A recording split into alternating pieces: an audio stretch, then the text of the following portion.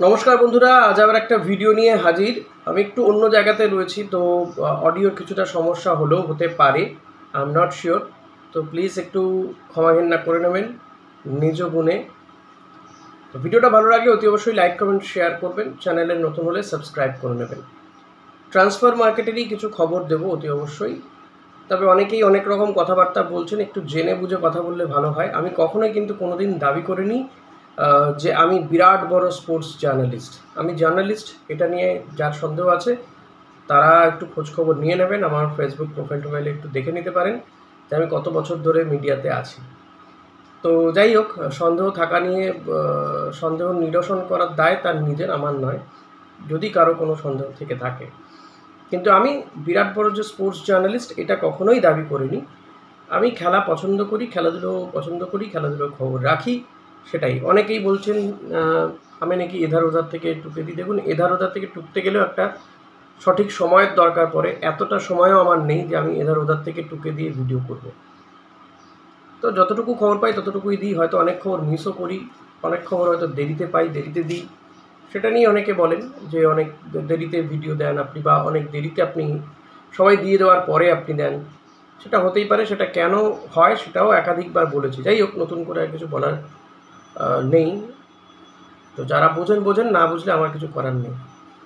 তো আজকে যে ভিডিওতে আমি যেটা ইনফরমেশন দেব সেটা একটু আমাদের স্বদেশীয় ফুটবলারদের নিয়েই কথাবার্তা বলবো।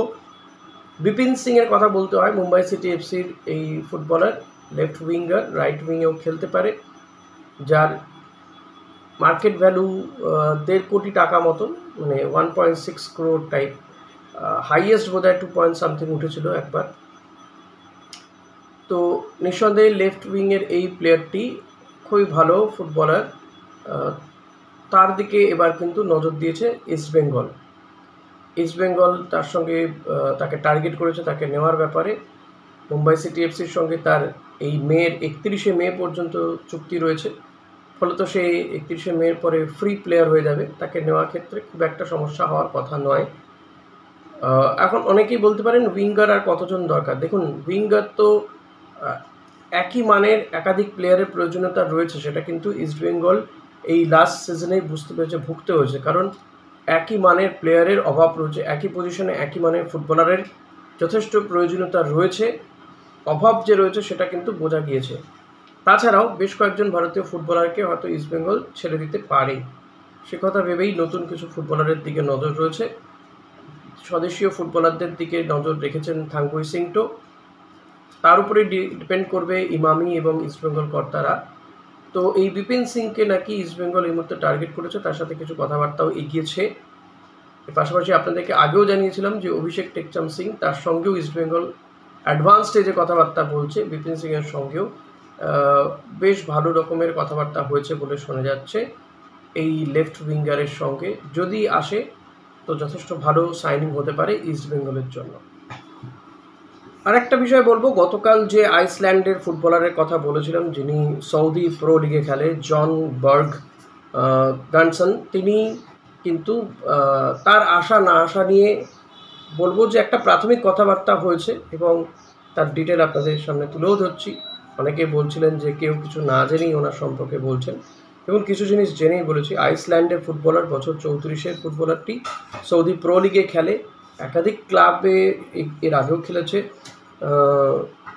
এবং বিভিন্ন পজিশনে খেলতে পারে। রাইট উইং, লেফট উইং, কিংবা মাঝমাঠে অ্যাটাকিং মিডিও হিসেবে খেলতে পারে। তো এই প্লেয়ারটি ইস্টবেঙ্গলের জন্য ভালো অপশন হতে পারে, কিন্তু যেটা মূল সমস্যা সেটা হচ্ছে, এক তো তার মার্কেট ভ্যালু 6.4 crore তার মার্কেট ভ্যালু, দুই হচ্ছে তার বয়সটা অনেক বেশি, 34 বছর বয়স। এখন এমন নয় যে 34 বছর বয়সে খেলতেই পারবে না। দেখুন, আমাদের দেশে সুনীল ছেত্রী বছর 40-এর ফুটবলার, কত ভালো তিনি স্ট্রাইকার, এবছর তো প্রচুর গোল করেছে। তো এই প্লেয়ারটির দিকে নজর রয়েছে। একেবারেই যে ফাইনাল হয়ে গেছে এমনটা নয়, নাও আসতে পারে, আবার আসতেও পারে, কথাবার্তা চলছে। লেটস সি কী হয়। এবার যদি আসা যাক রোশন সিংয়ের দিকে, রোশন সিং এই বেঙ্গালুরু এফসির এই ফুটবলারটি, এদিকেও কিন্তু ইস্টবেঙ্গল নজর রেখেছিল, মোহনবাগানও নজর রেখেছিল।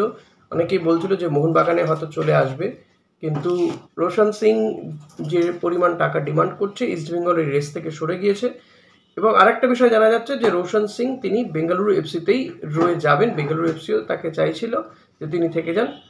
তো শেষ পাওয়া খবর পর্যন্ত যেটা জানা যাচ্ছে রোশন তিনি নিজেও বোধহয় চাইছেন যে বেঙ্গালুরুতেই থেকে যাবেন, তাই রোশনকে হয়তো বেঙ্গালুরু এফসিতেই দেখা যাবে, অন্য কোনো টিমে যাওয়ার চান্সেস নেই রোশন সিংয়ের।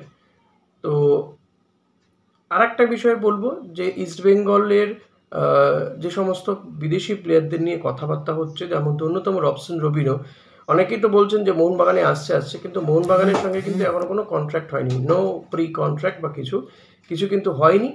মার্কেট ওপেন রয়েছে এখনো পর্যন্ত। মোহনবাগান অনেক দূর কথাবার্তা বলেছে, অনেক ভালো অফারও করেছে মোহনবাগান। পাশাপাশি এটা শোনা যাচ্ছে যে ইস্টবেঙ্গলও নাকি তাকে বড়সড় অফার করেছে। এখন লেটস সি কী হয়, যে এটা কালকেও আপনাদের সঙ্গে এক প্রশ্ন আলোচনা করেছি যে মার্কেট ভ্যালু বাড়িয়ে দেওয়া, অর্থাৎ তার ভ্যালুয়েশনটাকে বাড়িয়ে দেওয়ার একটা কৌশল হতে পারে দু তরফেই। এখন জানা নেই যে ঠিক কী হবে। এখন পর্যন্ত কথাবার্তা হচ্ছে, আর এই মে মাস সবে পড়েছে, তো এরকম বহু ফুটবলারের সঙ্গে কথাবার্তা চলবে, হবে, কেউ হয়তো কনফার্ম হলেও হতে পারে, কিন্তু যতক্ষণ না সাইন হচ্ছে ততক্ষণ বলা সম্ভব নয় যে এই ফুটবলারটি আসছে, বা প্রি কন্ট্রাক্ট যতক্ষণ না পাঠাচ্ছে। ফলত এগুলো এখনও পর্যন্ত সেই জায়গাতেই দাঁড়িয়ে রয়েছে। তো আশা করি আপনাদের এই ভিডিওটা ভালো লেগেছে। ভিডিওটা ভালো লাগলে লাইক কমেন্ট শেয়ার করবেন, চ্যানেলে নতুন হলে সাবস্ক্রাইব করে নেবেন। Thank you.